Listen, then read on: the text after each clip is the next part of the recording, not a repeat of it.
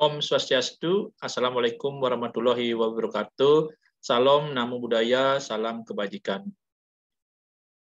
Sebelum saya mempresentasikan proposal penelitian saya, izinkan saya memperkenalkan diri. Nama saya Imade Anjol Wiguna, nomor induk 2029141024. Saat ini tercatat sebagai mahasiswa semester 3 pada program studi Magister Akuntansi Universitas Pendidikan Ganesha.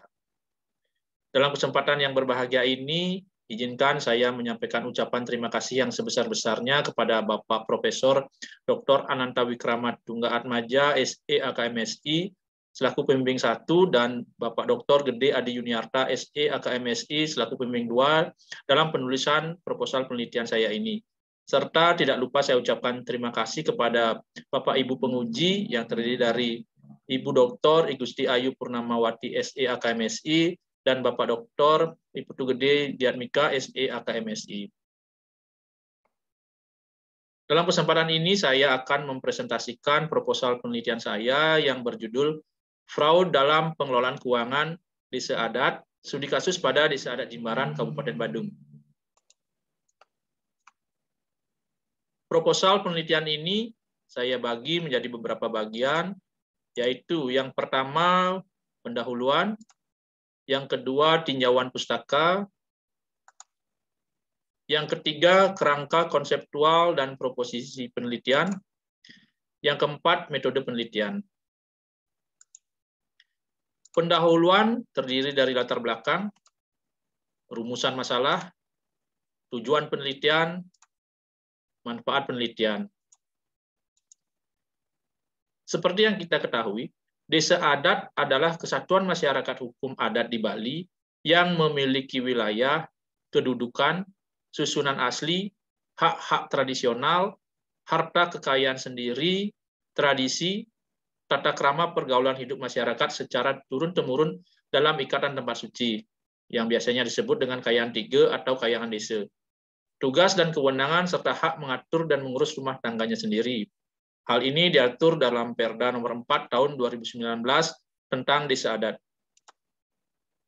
Kelembagaan Desa Adat bersifat permanen dan selalu berpedoman kepada awig-awig dan prareng.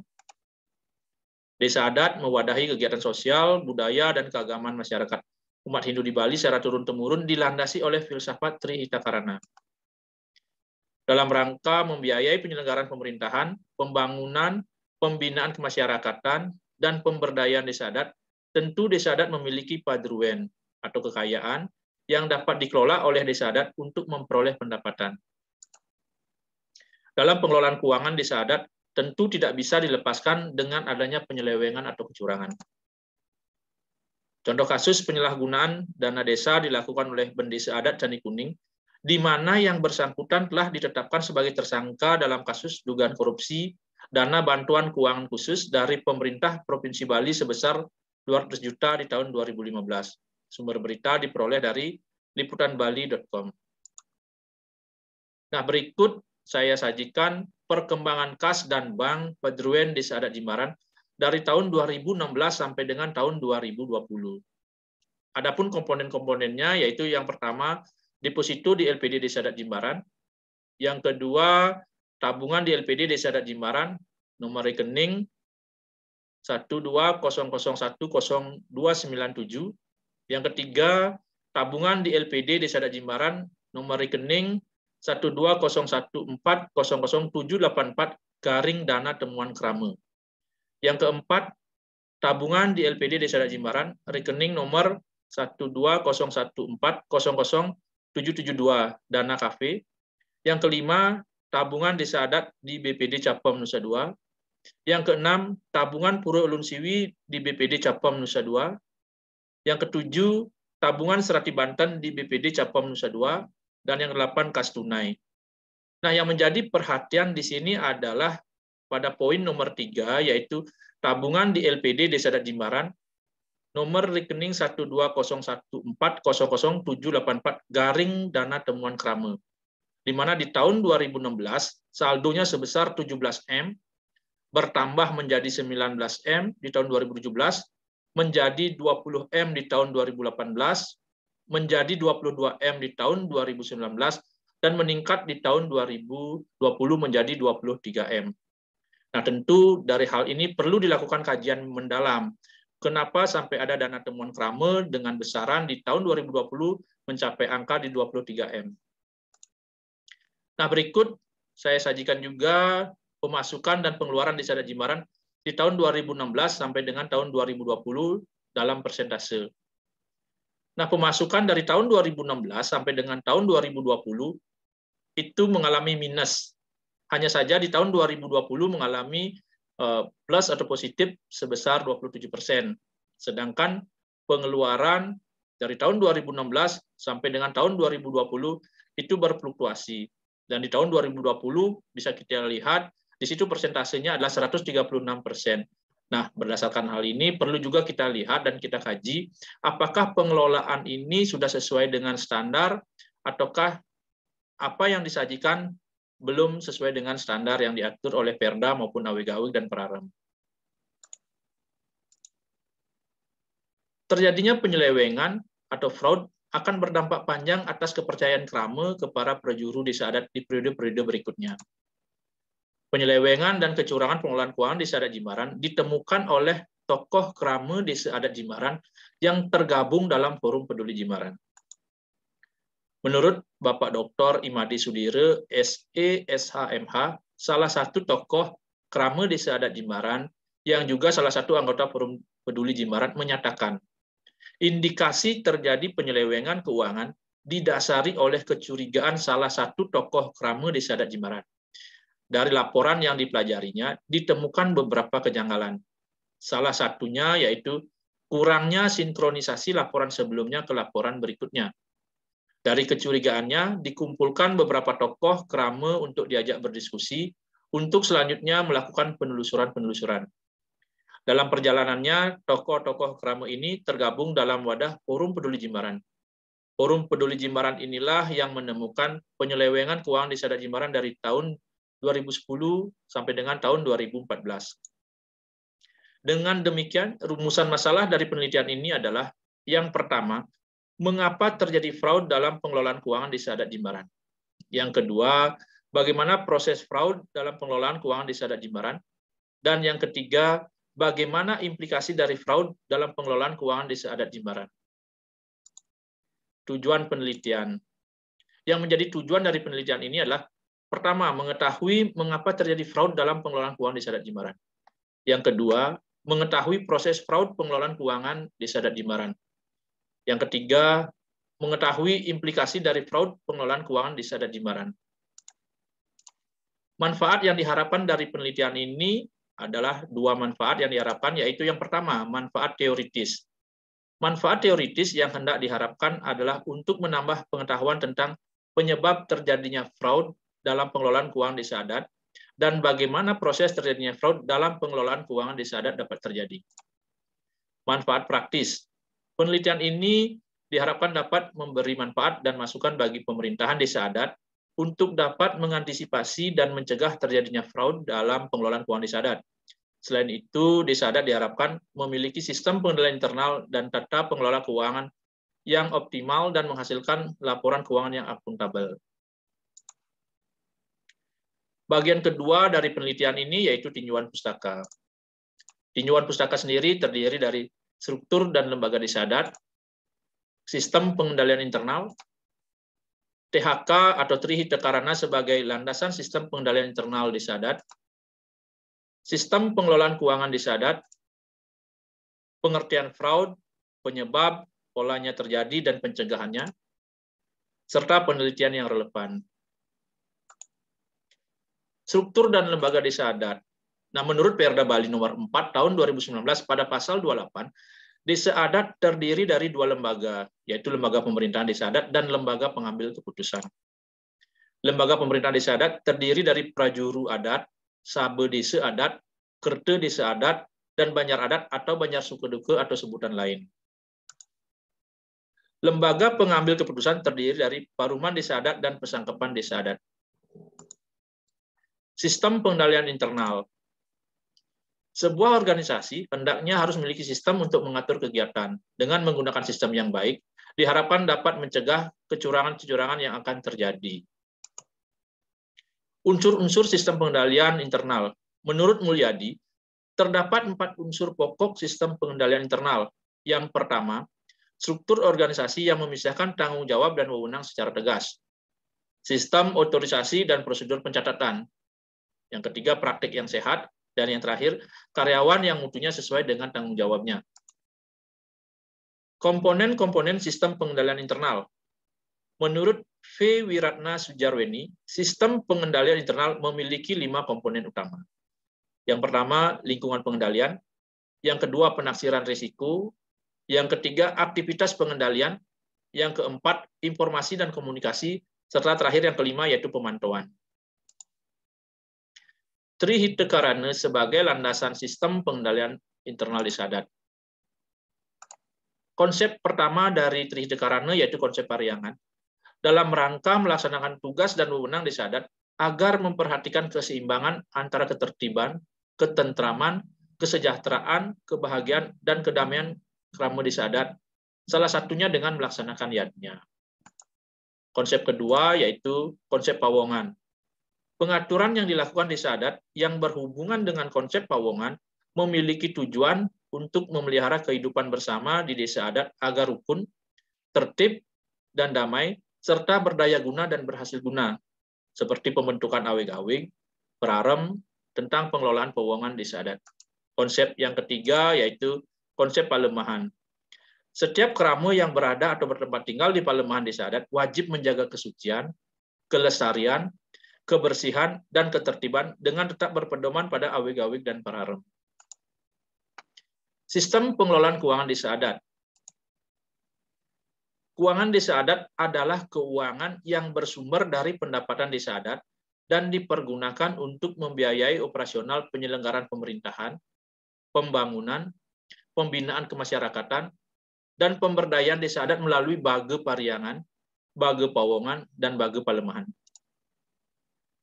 Sistem pengelolaan keuangan desa adat sesuai dengan pasal 16 Pergub Bali nomor 34 tahun 2019, yaitu yang pertama perencanaan, yang kedua penganggaran, yang ketiga pelaksanaan, dan yang keempat pelaporan dan pertanggungjawaban. Sejak tahun 2020, pemerintah Provinsi Bali mengalokasikan dana desa adat yang bersumber dari APBD semesta berencana masing-masing sebesar 300 juta setahun.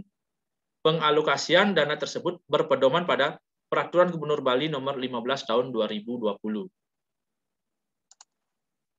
Selain dari 2 peraturan gubernur tersebut, desa adat tetap berpedoman pada awig-awig dan perarem setempat. Pengertian fraud, penyebab, pola terjadi, dan pencegahannya. Pengertian dari fraud, kesimpulan yang diperoleh dari beberapa para ahli, fraud itu sendiri secara umum merupakan suatu perbuatan melawan hukum yang dilakukan oleh orang-orang dari dalam dan atau luar organisasi dengan maksud untuk mendapatkan keuntungan pribadi atau kelompoknya yang secara langsung merugikan pihak lain. Penyebab, menurut Kuntadi, menyampaikan gagasan segitiga kecurangan atau fraud triangle disebutkan bahwa kecurangan disebabkan oleh 3 faktor, yaitu tekanan, kesempatan, rasionalisasi. Wolf dan Hermansen memberikan pandangan baru yaitu fraud diamond dengan menambahkan satu elemen yaitu capability atau kemampuan. Nah, kita ketahui keinginan manusia tertuju pada uang, kekayaan dan atau benda. Pemenuhan keinginan menjadi masalah karena berbasiskan pada keserakahan. Menurut Atmaja dan Schumacher, segitiga kecurangan dapat juga berubah menjadi segi 4 kecurangan dengan tambahan unsur keserakahan. Pola terjadi fraud menurut The Association of Certified Fraud Examiners atau ACFE yang merupakan organisasi profesional bergerak di bidang pemeriksaan atas kecurangan, mengklasifikasikan kecurangan dalam 3 tingkatan yang disebut fraud tree, yaitu penyimpangan atas aset, pernyataan palsu atau salah pernyataan, dan korupsi. Pencegahan dari fraud itu sendiri yaitu beberapa kebijakan dan prosedur yang wajib diadakan paling kurang meliputi proses rekrutmen, pendidikan, transparansi proses rotasi, mutasi, promosi, pemberian sanksi, penghapusan kebijakan yang tidak tegas, pemberian penghargaan, integritas, maupun sistem kinerja. Pencegahan fraud dapat melalui pendidikan dan keluarga sebagai agen pencegah fraud. Pencegahan fraud melalui perspektif budaya. Melalui penerapan filsafat Trihitakarana, tentunya individu akan berupaya menjaga hubungan yang baik, sehingga akan menghilangkan niat seseorang untuk melakukan suatu kecurangan. Unsur pawongan dalam Trihitakarana mampu meminimalisir terjadinya kecurangan dalam suatu organisasi, karena terjalinnya keharmonisan di antara orang-orang yang terlibat di organisasi tersebut. Nah, berikut kami sajikan penelitian yang relevan. Yang pertama dari Everson Febrianto N. Kartika tahun 2020 dengan judul penelitian The Impact of Internal Control and Individual Moral and Fraud, an Experimental Study. Yang kedua, Hasni Yusrianti, Iman Ghazali, Edna Yuyeta, Arianto, dan Eka Meirawati tahun 2020 dengan judul penelitian Financial Statement Fraud Risk Factor of Fraud Triangle, Evidence from Indonesia. Yang ketiga, Jonathan M. Karpov dengan judul penelitian The Future of Financial Fraud. Bagian ketiga dari proposal penelitian ini yaitu kerangka konseptual dan proporsi penelitian, yang terdiri dari kerangka konseptual dan proporsi penelitian. Nah, berikut kita sajikan bagan dari kerangka konseptual. Kita ketahui bersama jenis-jenis modal itu ada 4, yaitu modal ekonomi, modal simbolik, modal kultural, dan modal sosial. Modal ekonomi terdiri dari uang, kekayaan, kemudian modal simbolik ini diperoleh dari warisan, harta benda, kemudian modal kultural diperoleh dari pendidikan, latar belakang ekonomi keluarga, latar belakang dari pendidikan itu sendiri, serta modal sosial yang diperoleh dari kemampuan mengatur orang-orang dalam organisasi. Nah, dalam menjalankan modal ini tentu selalu berpatokan kepada ideologi Trihitakarana, sistem pengendalian internal yang terdiri dari Pararam Desa Adat, Aweg-Aweg Desa Adat, Perda maupun Pergub. Nah, pemilik Pederuen Desa Adat itu sendiri adalah Krama Desa Adat, sedangkan yang mengambil kebijakan atas pembangunan dan pengelolaan Pederuen Desa Adat adalah Bendesa Adat dan Perjuru. Nah, dalam pengelolaan tentu tidak lepas dari yang namanya fraud. Nah, ketika fraud ini dilakukan atau terjadi, implikasinya yaitu yang pertama kehilangan Pederuen Desa Adat, yang kedua kehilangan kepercayaan Krama Adat.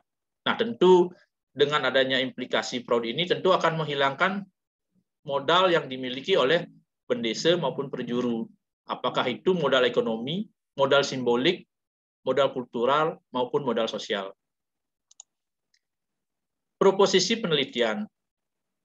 Berdasarkan data yang diperoleh, serta kajian-kajian pustaka yang dirujuk, maka proposisi dari penelitian ini adalah kebijakan bendesa adat dan perjuru desa adat sangat berpengaruh terhadap terjadinya kecurangan atau fraud. Fraud terjadi karena lemahnya implementasi sistem pengendalian internal pengelolaan Pederuen Desa Adat. Fraud berdampak hilangnya kepercayaan Krama Desa Adat terhadap bendesa adat dan perjuru desa adat. Bagian keempat dari penelitian ini yaitu metode penelitian, yang terdiri dari pendekatan penelitian, batasan penelitian, unit analisis, memilih dan menetapkan lokasi penelitian, menentukan informan, pengumpulan data, reduksi data, penyajian data, serta analisis data dan penarikan kesimpulan. Pendekatan penelitian yaitu penelitian ini adalah penelitian kualitatif dengan menggunakan data primer. Batasan penelitian, penilaian struktur pengendalian internal dan pengelolaan keuangan desa adat tidak sepenuhnya dilihat dari perspektif akuntansi. Penelitian ini juga mempertimbangkan perspektif sosial setempat yang tertuang dalam Aweg-Aweg dan Pararam. Unit analisis. Yang menjadi unit analisis dari penelitian ini adalah sistem pengendalian internal keuangan desa adat Jimbaran, sistem perencanaan dan pengelolaan keuangan desa adat Jimbaran, sistem penatausahaan dan pertanggungjawaban keuangan desa adat Jimbaran, memilih dan menetapkan lokasi penelitian. Pertimbangannya yaitu tahun 2015 adanya temuan dari Krame bahwa pelaporan pertanggungjawaban keuangan adalah fiktif. Perjuru mengalami kesulitan waktu karena perjuru memiliki kegiatan pokok lainnya. Kurangnya pemahaman pegawai keuangan desa adat mengenai perlakuan akuntansi. Desa adat Jimbaran belum memiliki lembaga sabe desa, sehingga dalam pengelolaan keuangan desa adat di desa adat Jimbaran belum sepenuhnya sesuai dengan Pergub 34 tahun 2019. Kurangnya pendampingan rutin dari dinas terkait. Tidak ada kebijakan perjuru untuk mengatur sistem pencatatan keuangan, apakah sistem cash basis atau accrual basis. Pemerintah belum mengeluarkan regulasi mengenai tata kelola dan sistem penatausahaan keuangan desa adat. Menentukan informan. Pengumpulan data diperoleh dari wawancara dengan kelian desa adat atau jeroban desa, penyarikan, patengan, dan pegawai keuangan desa adat. Pengumpulan data. Pengumpulan data dalam penelitian ini dengan menggunakan teknik yang pertama wawancara, yang kedua observasi, yang ketiga studi dokumen. Reduksi data, proses reduksi berkaitan dengan pemilihan data dilihat dari relevan jawaban narasumber dengan pertanyaan permasalahan penelitian. Pengamatan atau observasi dilakukan lebih dari sekali untuk menguji keabsahan data, dokumen, atau kejadian yang diamati. Penyajian data, data yang diperoleh melalui proses wawancara dan observasi disajikan melalui penyusunan teks naratif dalam kesatuan bentuk, keteraturan, pola-pola, penjelasan, pemaknaan konfigurasi, dan alur sebab akibat. Data yang diperoleh melalui studi dokumentasi disajikan dalam bentuk tabel-tabel untuk memudahkan proses analisis. Analisis data dan penarikan kesimpulan. Hasil analisis terhadap preposisi ini dimanfaatkan dalam penarikan kesimpulan penelitian yang menguraikan hal-hal yang hakiki, makna subjektif, temuan konsep, dan proses universal atas permasalahan yang diteliti.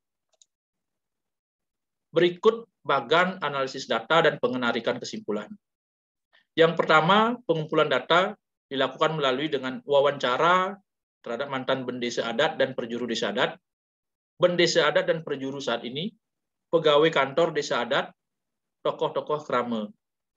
Observasi pelaksanaan sistem pengendalian internal, rutinitas bendesa dan perjuru, rutinitas pegawai kantor desa adat. Studi dokumen, aweg-aweg, pararem, perda pergub terkait penduduk desa adat, rencana kerja bendesa dan perjuru, anggaran pendapatan dan belanja desa adat, laporan penduduk desa adat, hasil paruman desa adat, laporan tokoh desa adat. Dari proses pengumpulan data dilakukan reduksi data, yaitu dengan menghilangkan hasil wawancara yang keluar dari konteks pertanyaan, mengolah dokumen yang bermanfaat dalam penelitian dengan membuat catatan, menghitung, serta menyajikan rasio, meningkatkan validitas hasil wawancara dengan melakukan observasi dan komparasi dengan dokumen pendukung. Kemudian dalam penyajian data, data disajikan dalam bentuk teks naratif maupun tabel yang memudahkan membuat kesimpulan. Kemudian analisis data yaitu melakukan objektifikasi atas data yang telah dikumpulkan berdasarkan kerangka teoretik yang telah disusun. Nah, demikian presentasi dari saya. Akhir kata, izinkan saya memohon maaf yang sebesar-besarnya bila ada salah kata, baik yang saya sengaja maupun tidak saya sengaja. Presentasi ini akan saya tutup dengan Pramesanti. Om Santi Santi Santi Om.